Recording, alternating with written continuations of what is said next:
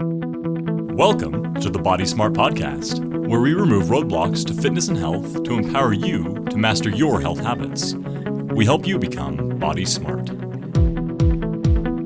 Anyway, so that's what we want to talk about is fitness and illness, how to keep exercising when you're sick and what to do there. Because sickness and illness feels like it's been more relevant lately than at any other time in my lifetime anyway, that we talk about our health and illness. Like getting a cold, getting the flu was just kind of something that happened to us every so often, and we're like, oh, that's a bummer that you got the flu.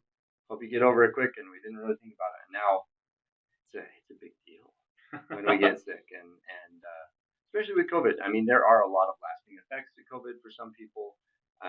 And it's just a slow one to get over. Even if your effects were mild, it's a slow one to get over. So we want to talk about all that stuff. So the first question, the main question then is, should I work out when I am sick? So I want to hear in the chat, like, what's your kind of go-to thing when you're sick? Do you still try to get in some type of workout, or you're like, all right, it's time to sit on the beanbag and eat some Doritos and watch Netflix? That was a Rotten Tomato. Oh, that is truly awful. Nasty. Sorry. Go ahead. So I think it's, the way that we treat sickness, you're dying over there.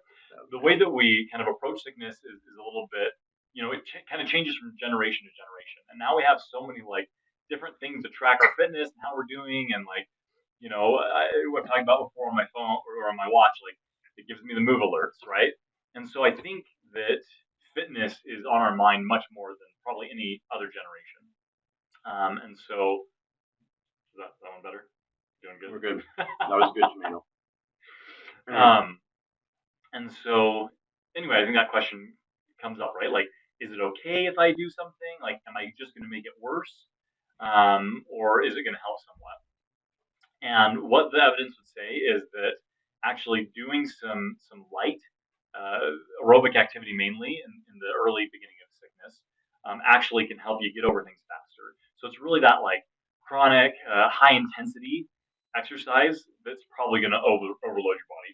So we've talked about that before, even in the frame of not being sick, right? Yeah. Like when we're doing too high of intensity workouts day after day after day, it's always leaving us depleted. We never have enough time to fill up the gas in the tank. And so over time, we just feel burnt out or worn out or exhausted in our fitness efforts. And so kind of that same thing applies when you're sick, right? If you're just trying to keep hitting it hard, right? Like you're lifting crazy heavy, or you're just going to, go on that 10-mile long run anyway, right? Just because it's part of your training program. That's probably going to tax your body a little bit too much, and it's going to make it harder to fight off whatever you're dealing with. Versus keeping your body moving, right? Getting blood flow, in that just light way, right? Even something as simple as walking around the block, that can stimulate your immune system, get it working a little bit harder, and help you get over that illness a little bit quicker. And that, to me, it's all about the blood flow, right? The more your blood is flowing through your body, the more it. So I just was talking with a patient earlier today and came up with the best analogy. I love it. The milkman. The milkman back in the day. No, and we won't go down that road. The milkman back in the day would come and deliver the fresh milk, the good stuff, and pick up the used glass bottles. And that's essentially what blood flow during exercise does, is it gets the fluid flowing so it can pick up the metabolic waste, right? The stuff that we burned up, used up, whatever in living, picks up the old stuff and delivers the new stuff. And so when we're sedentary, it's like you got one of those construction zone signs and detour and whatever. So the milkman can't get to your house. Like I have had trouble getting out of my neighborhood lately because of construction. Every day it's a different, how do I get to my house or how do I get out of my neighborhood? It's super frustrating. And that's basically what our body feels when we don't move enough, is it can't get the nutrients inside your knee joint if you don't move your knee joint. There's actually no blood flow in there. The fluid inside your knee joint has to stir enough to get the good stuff in and bad stuff out. So for our immune system to work properly, got to have enough flow to get everywhere, clean everything up, and you know get into all of the tissues that may be affected, all of the things that may be affected. And so moving is great, but we've got to do so at a low enough intensity that we're not depressing the immune response. So the body's pretty good at saying, I'm going to do what's going to keep me most likely to keep me alive now. And so Mark asked the question, like, have you exercised through an illness? I want to hear in the comments down below, when was the last time you did that? Like, when was the last time you either did or did not exercise through an illness? And how did it go if you did? Curious about that. It's always interesting to hear people's stories from how they have pushed through. I've got one from my wife, Shannon, when she did. That's pretty funny. We call it, why can't I think of it? I just said it a few seconds ago. The Helen Keller. Yeah. We call it her Helen Keller illness. So she was running the Boston Marathon, and so had trained all through the winter, was doing so good, had hit her PR to qualify, so was really excited about it, felt like her fitness was on point. We get ready to leave Utah to head to Boston, and all of a sudden she gets an ear infection, like this horrible ear infection, and sinus infection. So just an upper respiratory that must have backed up into her ear and infected her inner ear as well. And so we have to take a plane flight with it. If you've ever taken a plane flight with a sinus infection or an ear infection, and both at the same time, miserable. Yeah, sounds just awful. Yeah, it was awful. And so yeah, she did not feel good. It was painful and all those things. We get there, we pump her full of drugs to try to manage the symptoms, and she runs Boston. Wasn't her greatest marathon time ever, but she did it, and she survived it. It wasn't ideal. Yay, drugs. Yeah, exactly, Jordan. Right. And so I would argue that most of us probably do avoid, and maybe that's why nobody has any stories about it other than Shannon, because maybe I pushed her too hard to do it. But she really wanted to run the race, and the funny part was her body, for the most part, felt okay, other than just being so congested and miserable. But then after the race, the flight home, it was brutal. Shannon's saying something about that. I wonder what she's going to say. Anyway, that was maybe the extreme example, and maybe what not to do. You probably don't want to go run a marathon if you're sick. Her symptoms were probably a bit. You got to tell why worse. It was the Helen Keller. Oh, the Helen Keller. Yeah. Oh, I missed So the reason why it was the Helen Keller. Yeah, her body took so much longer to recover. 5 days in bed when she got home. Exactly. So a little bit of movement is good. Running a marathon, probably not so much. So we called it the Helen Keller sickness because, especially on the flight home, which, I mean, today with COVID and everything, we feel so bad about it now. But back then, people just did that.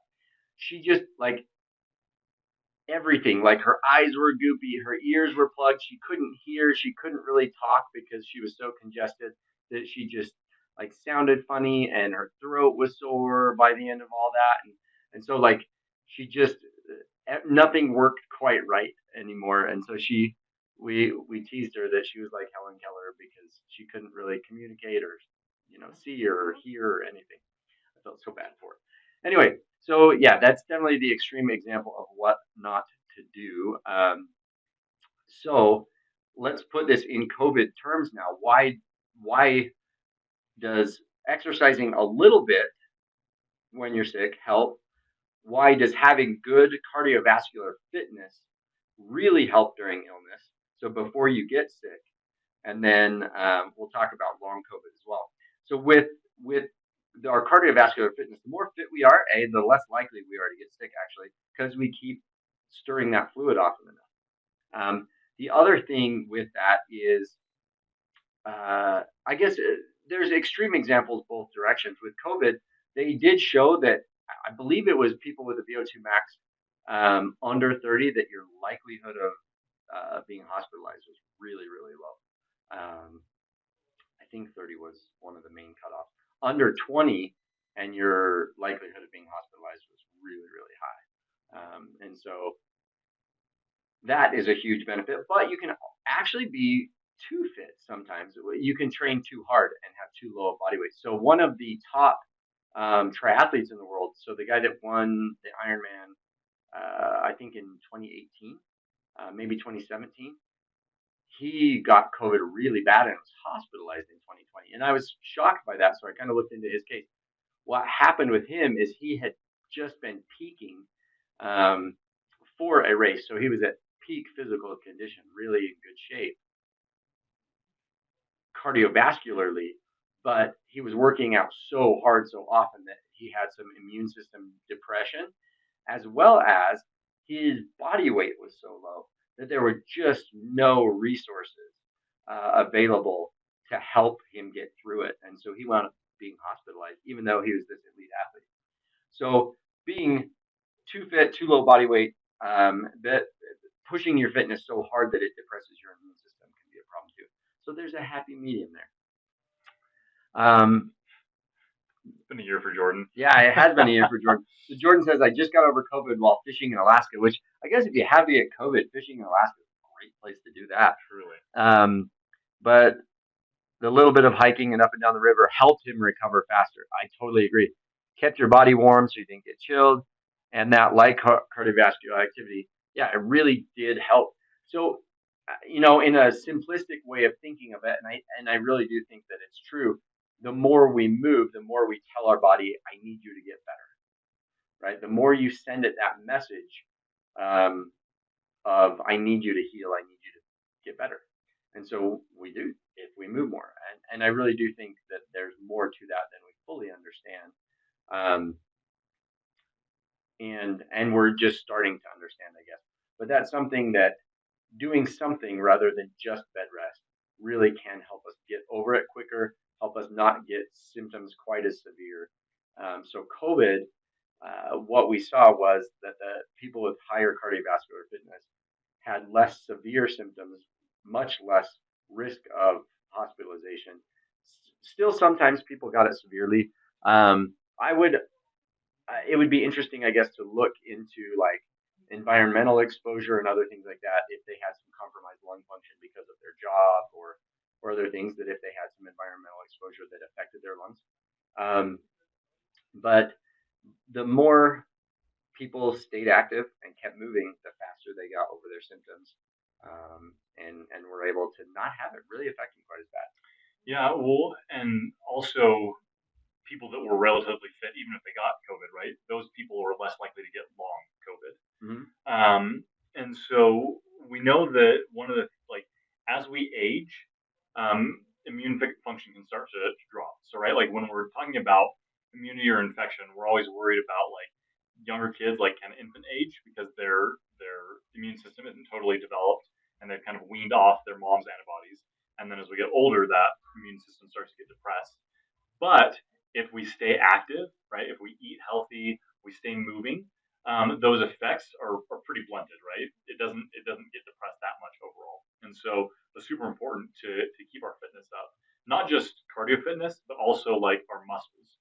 So we have two different parts of our immune system, and strength training and aerobic exercise. Both of those together help stimulate both parts of those immune systems. So we need both of those types of training to keep ourselves healthy. Yeah. But my parents, I think, are a great example. So my dad has been suffering for like a year plus with the effects of long COVID, and incredibly unhealthy.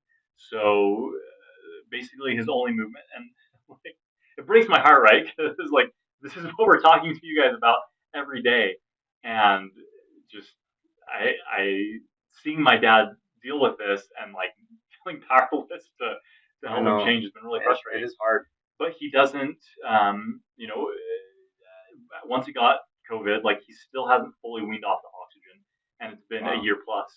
Anytime he takes a nap, just sometimes throughout the day because his oxygen starts to drop, and then every night he's on oxygen the entire night. But looking at what he's done, where he was before COVID, right? Like, in the like morbid obesity range, very little activity throughout the day, and that's continued, right? He basically his only activity is from the bedroom to the kitchen or to the bathroom to the couch. Like maybe he goes in to the mailbox, maybe he walks from the car to a doctor's appointment or walks a little bit in the store when they're getting groceries, but mostly like they just do grocery delivery, which is amazing convenience on the other end. But all that to be said is like there's very little movement. Um, you know, and so he's not really done much to change his the fitness of his heart and lungs. And so as a result, like I said, he's still on oxygen. Um, he is been way more susceptible to like getting sick in general, right? So a lot more colds. He's probably gotten COVID again without being aware of it, and just can't do much. And like he went to an appointment I think last week, and they said like, okay, like your lungs are looking better. It looks like you're kind of on the tail end of some of these effects of long COVID. Like that's a ton of time to still be dealing with some of those things. And so it really highlights the importance of one, can we be prepared before we even get sick, so that like we're just less likely to get sick. But two, like when we're sick, let's start moving, and then after that, like like keep moving, keep doing things, keep active, Right. so that you get through it more quickly, and so that you don't keep suffering from the same effects over and over and over again. Right. I know I'm kind of beating a dead horse with that, but like that's very close to home for me, right? Like, Yeah. it's likely that that's going to be what kills my dad is like just his heart and lungs can't keep up anymore. Yeah. And that's super sad to me because he's someone who used to be very fit, loved exercising, loved working out, loved being active, and his world has shrunk to basically be, like I said, his room, the living room, and the kitchen. Yeah. And again, I know that's an extreme example, but like, that is potentially within the future of any of us. If we don't take care of our bodies, we don't take care of our health, we don't focus on staying active, even when it's tough, even when we're not feeling great. Like we can just get our bodies moving even a little bit. Like, it's going to make a huge difference. Right. So, and that's the idea is start building it back up. So part of why that cycle like continues to run in his life is that he never interrupted the cycle. He never started moving, even with long COVID. So it's okay to exercise with long COVID. You just have to take it easy and do what you can do for your body. But if we're not sending your body the signal to recover and repair, if we're not putting enough stress on the system that it gets the signal that it needs to repair, it's going to be fine with that amount of scarring in your lungs and things like that, because you're never telling it you need more capacity than that. So why would it heal that? Why would it waste the energy to heal that part of your lung if you're never telling it you need it, right? If you're never pushing the lung capacity enough that it needs to change what's going on there, it won't. And so by moving just a little bit more, not so much that we flare it up, not so much that we over fatigue ourselves and depress our immune system. I'm not saying go out and run a marathon when you're sick, and then have to fly home like Helen Keller. But to do enough that you are making your body make a change, right? So that it's all about that load versus capacity that we talk about all the time, right? It's crazy how it comes back to some of the same key principles. But if you can do that, where you put enough load on the system that it has to make a change, all of a sudden your body starts to heal. So even with long COVID, and that's a hard thing, but I would say everybody has some lasting effect of COVID for a while after they get it, where they may just not feel 100% energy wise. I felt tired after I got it for it was probably a month where it was a little bit harder to get out of bed, just a little bit more sluggish. I felt like my runs weren't quite as quality. So I was able to get up and move and do things. And I think doing that helped me get over it faster. But it was amazing to me how much it affected my energy levels and stuff like that, just how sluggish I felt. And so it's not that's, we shouldn't honor that and make sure you respect that you make sure you use the right heart rate zones. Oh, who's talked about that before? that you honor your heart rate zones and make sure you're staying in the right zone instead of listening to like how you feel. Totally, I think there's a balance there.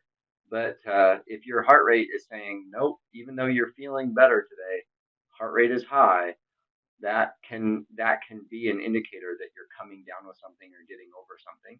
And so you've got to be careful not to push it and depress that immune system. So listen to that heart rate, but keep moving. Yeah. Do what you can do.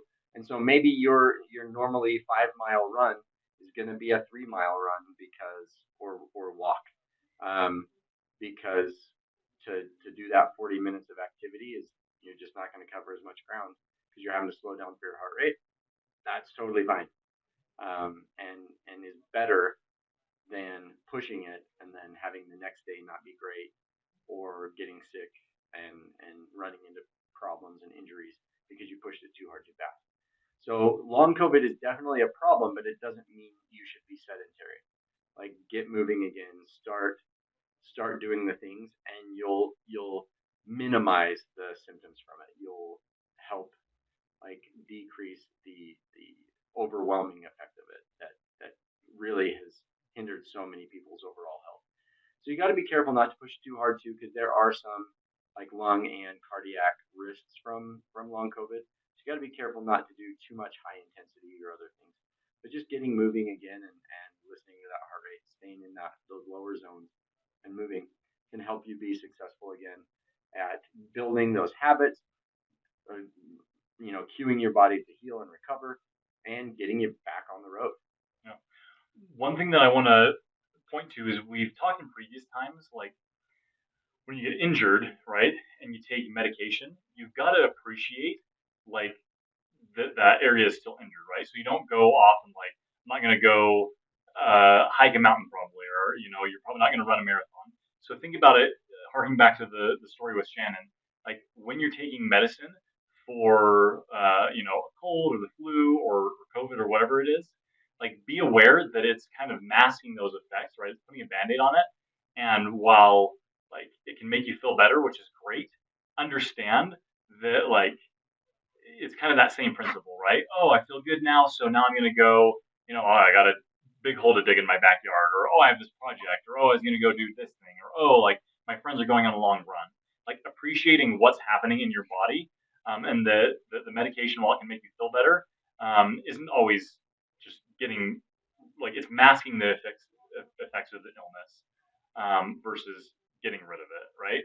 Most of the sicknesses that we have, it's just like our body takes time to develop, like to build up its immune defenses and fight that off, versus like the cold and the flu medicine. Like, unless you're in the case of like antibiotics where you're trying to kill a bug, or antivirals where you're trying to kill a virus, that's not what we're doing for the common cold. That's not what we're doing for a lot of illnesses. Those effects, like we're just treating the symptoms, not the cause. Like our body is working on fighting that off and getting better. And so just appreciating that and not going too intense just because the medicine makes us feel good. Yeah. Doing all those healthy things like, getting plenty of fluids. Also, like I know for me, I get the man cold. Like I will admit it. I am just like the whiniest, most pitiful creature when I get sick. But I will like, it's okay, if there's a day like your body's just aching and you don't feel great, like some days you just need to like take it super easy, like you're gonna lay in bed for more of the day. The caveat with that, one thing that I will often do when I get sick is like instead of focusing on, well, let me, eat lots of fruits and vegetables, like let me keep eating in a way that's gonna leave me feeling good and that's gonna help my body fight off the infection. I'm like, you know what? I just feel like watching Netflix and like bring on the ice cream and bring on the candy and bring on the fat, sugary foods. Right. And that doesn't fuel your body for recovery. Exactly. Well, the other thing that I would say is, and I talk about this with people all the time with other, recovering from an injury or illness or injury or medical condition like a stroke or a brain injury or things like that, that when it's time to rest, you need to rest hard. And when it's time to work, you work. And so what I mean by rest hard is the halfway rest of Netflix or things like that. Just sitting around is not the same as resting. So either be doing or sleeping, but just kind of lounging around isn't really that restorative or that helpful in recovery. Mm-hmm. So I would say, like, do something really low impact, low intensity, whether that's exercise or just an activity, but do something productive that makes your mind, brain, body work. Yoga? Yeah, you could do yoga. You Tai could Chi? just anything that's, relaxing. Tie a quilt, do some like a yoga relaxation session, something, but that keeps you moving a little bit, keeps your brain functioning. But then when you go to sleep, really sleep. But yeah, watching a bunch of Netflix episodes doesn't allow your body to really recover as well. Doesn't really allow your brain to recover as well and stuff like that. So there's a difference between like rest and restorative rest, right? And it's not very restorative just chilling on the couch watching Netflix, because you're still like burning calories, using your brain, not being able to fully devote all of your resources towards recovery. And so you might as well be telling your body, I need you to get better, and then go and rest hard enough that you're actually like out and able to recover and restore.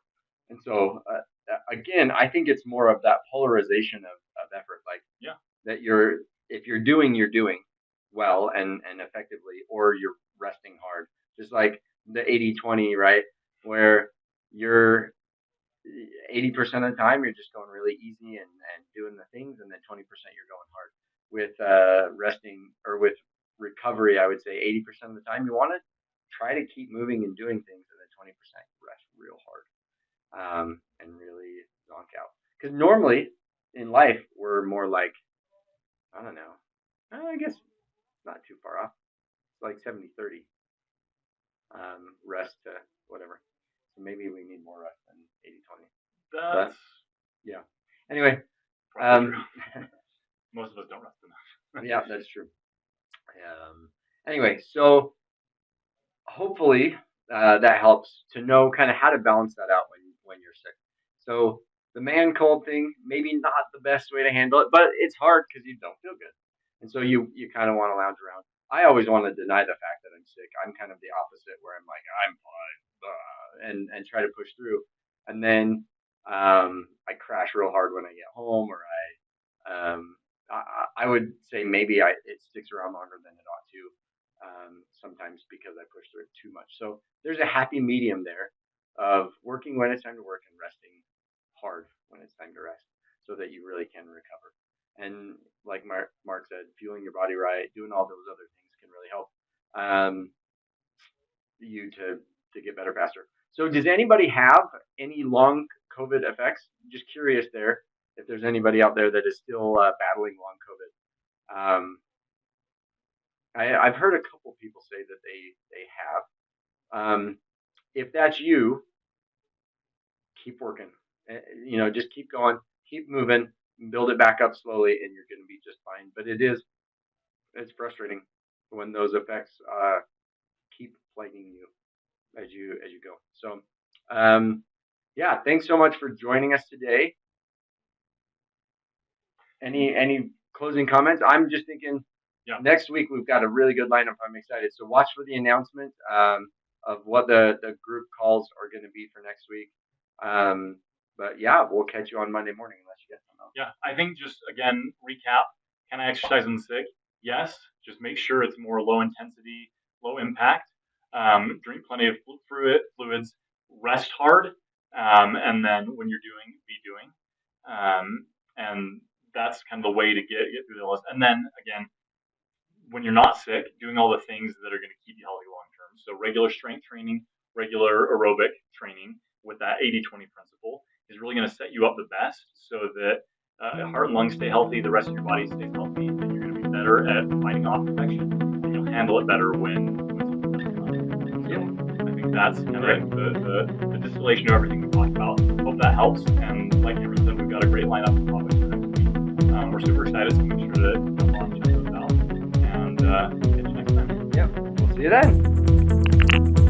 Thanks for listening to the Body Smart Podcast. Join us in the Body Smart community on Facebook to share your successes or ask a question for our next episode. Now get out there and take the next step toward living your active lifestyle.